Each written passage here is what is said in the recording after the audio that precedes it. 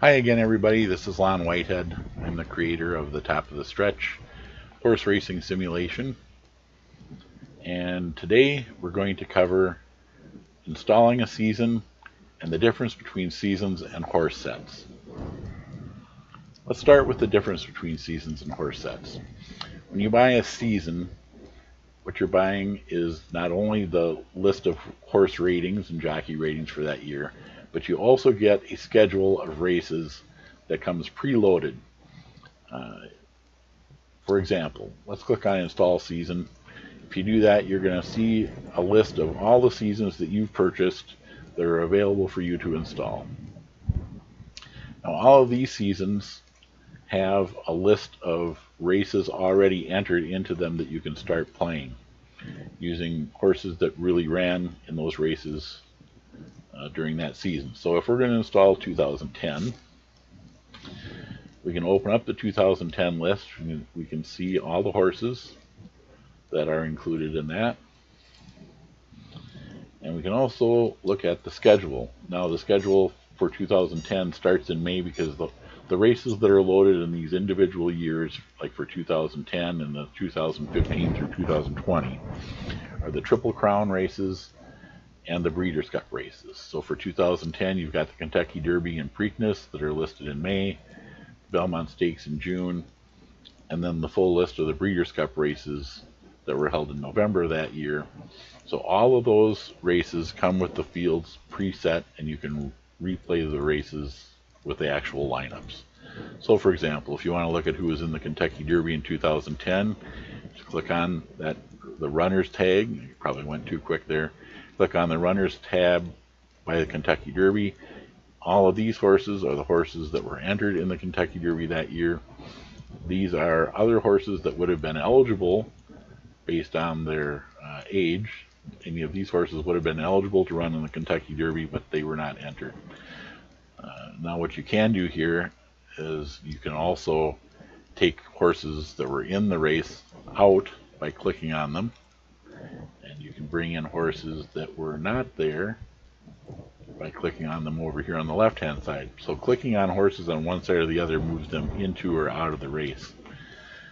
So what I did here is I took one horse out, Dean's Kitten, and I added Concord Point. Other than that, all the horses here are the horses that really ran in the 2010 Kentucky Derby. I'm not going to save that change. If you want to see a list of all the races that come preloaded, you can go to the print. I'm going to just have it bring it up on screen as a PDF, but you can have a look at the printed list. This is the list of races that come along with the 2010 season. Okay, so let's go back to the main screen. When you've installed a season, you've also installed the horse set. But there are horse sets that are just sold separately, such as the top 100 of the 20th century is a separate horse set that doesn't come with a schedule. The best of 2000 to 2009 is a horse set that comes without a schedule. So you don't need to install those. By installing the ones that are on that list, you're going to get the schedule that came loaded with that horse set to show you the real races. Now, let's say instead of that, what we want to do is we want to set up a season for 2010, but we want to use not the preloaded actual races. We want to set up the full schedule that comes along in the game that allows the gamer to go through basically every graded stakes race on the schedule. Now that schedule is a default schedule. It's not tailored to each of the years, so it's not historically accurate as to dates or the horses that were entered. But let's just see how that works. Let's click New Season. And again, let's say we're going to use 2010. You want to make sure you enter a season name. Otherwise, when you set it up, it's going to come up here as Enter Season Name. So let's say 2010 Simulated Season. We have to tell it what horse set we want to use. We're going to use 2010. We're going to take both dirt and turf races into the schedule. We're going to use the full schedule. We'll use the Road to the Kentucky Derby, where horses accumulate points that They run in races along the way to the Kentucky Derby, and horses that win points in those races get to be eligible for the Derby. We're also going to use the end of the season when you're in approach, where there are races during the year that automatically qualify you for Breeders' Cup races. Now, both of those are optional. You could disable those and just you could select your own horses for the Kentucky Derby, and it wouldn't be based on horses that had won their way in. Same with the Breeders' Cup. Down here, we can add listed races. That just means that if there aren't any races for a certain type of horse on the schedule, it will add non-graded or listed stakes races so that horses get at least one chance to run each month. And then down here you can tell it how many horses you want to have as an absolute minimum in the race. If a race comes up with less than that many horses entered, it'll be canceled. So if we create that, we'll go in here and we'll look at the schedule. And it does take a minute because there are a lot of races and a lot of horses to set up. So it takes longer to do this than it did to install the season the first time.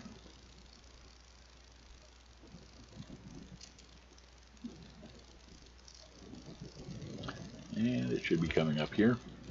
Okay, so now we've got the schedule, the full schedule for horses for 2010. You can see they're already in January. A couple of points races on the road to the Kentucky Derby, horses that are entered in these two races that place or finish high enough to get points will get points that will make them eligible for the Derby. Other divisions are also included. You can see, for example, grade 3 megahertz stakes for 4-year-old and up fillies and mares on the turf. So you'll get a wide variety of races that are available, but what it won't have is the horses preloaded like they were in the last example I showed you.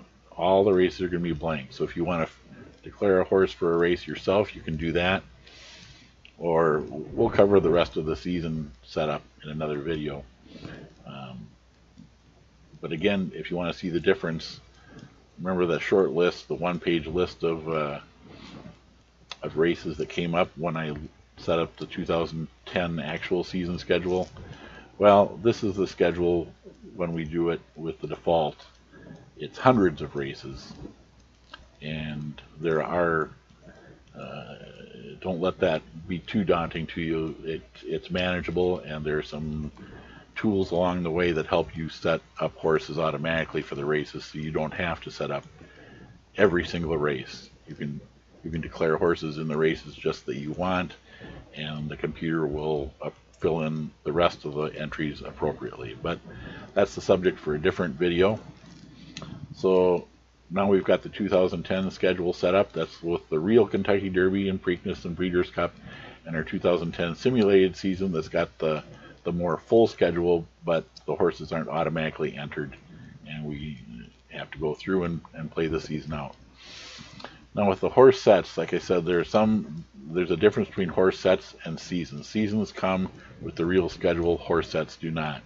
So let's look at that 2010 horse set. We bring it up here.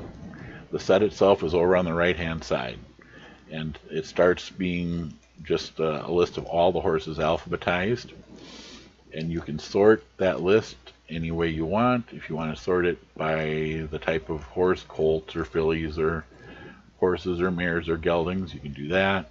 You can sort it by the rating. You can see all the top rated horses from that set. Zenyatta and Blame, of course, with that great Breeders' Cup Classic run.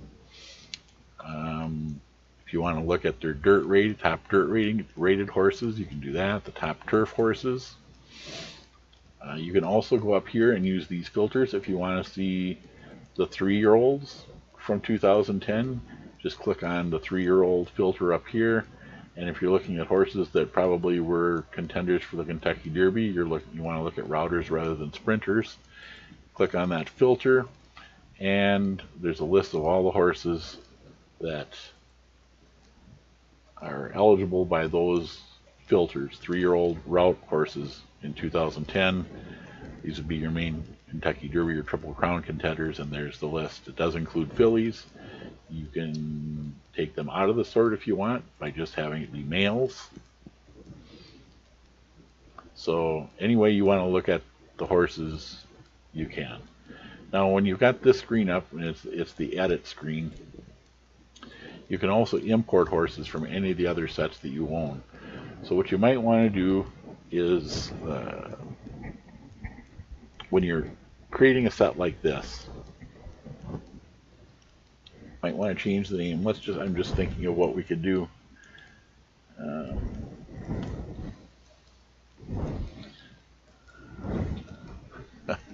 Having a hard time coming up with a name. Let's just put mix of horses. We'll figure something out. Okay, so if we have this set, we're going to call it mix of horses. And maybe we want to bring in some of the horses from the all-time greats, the best of the 20th century. So let's go to the top one. That set is labeled over here, top 100. There are two sets really. There's a set of best single seasons and the horses by their career. We'll look at the top single seasons or by year. And click on detail and you'll get a complete list of horses that are in that set. Again, you can scroll through those by clicking on the page numbers that come up alphabetically to start. You can change it. You can sort them by the year. And again, this is their best year. Or you can sort by overall rating. See the horses sorted by the rating. You can look at, if you just want to look at top turf horses, you can do that. And you can also apply these filters up here. So if you want to see who the horses are that are rated to run on turf in that all-time great set, click on turf. There you go. If you want to see horses that are sprinters or rated to run in races less than a mile, again, you can do that. You can click on this, and that's it. If you're looking for turf sprinters, it's going to be a pretty short list. But these are horses that were rated to run races of less than a mile, and they're also rated on the turf. So let's just clear those out for a second. In order to bring any of these horses into this set over here, all you have to do is click on it. Let's click on All Along. Female turf horse. We'll add her to the list of horses over here. And you can see she comes up right up towards the top, of course, because she's one of the all-time greats. And let's bring in one more. Let's bring in another turf filly, Dahlia. So now she shows up on the list also. Now if you want to save that, you can save the list. Just click on it. It'll save it. If you want to take some horses out, all you have to do to take them out is to click on them over here. So let's say for some reason we wanted to take, let's take out the lowest rated horse, whoever it is, Utley. We want to take Utley out of this set. You just click on Utley, and even though it takes you back up to the top of the list, Utley is no longer there. So you have to be careful when you're clicking on horses over here, because this will delete them off the list. Clicking over here will add them to the list. And then we can just click Save. Now we've got a new set of horse set, and we could start a season with that. If you want to do install season, again, now down here we're going to have that mix of horses right here. And we can set up our schedule. We can tell what year we want it to be and name the season. So again, if you want to set up a season and create your own horse set or edit your horse set, use these buttons. One thing I would advise not doing is probably don't go in here and delete horse sets, because if you delete them from this list, they are deleted from your computer. So you have to be careful when you're using the delete horse set. I think that's enough for this video, so we'll cover some more topics in the future. Thanks again for purchasing Top of the Stretch, and we will talk to you later.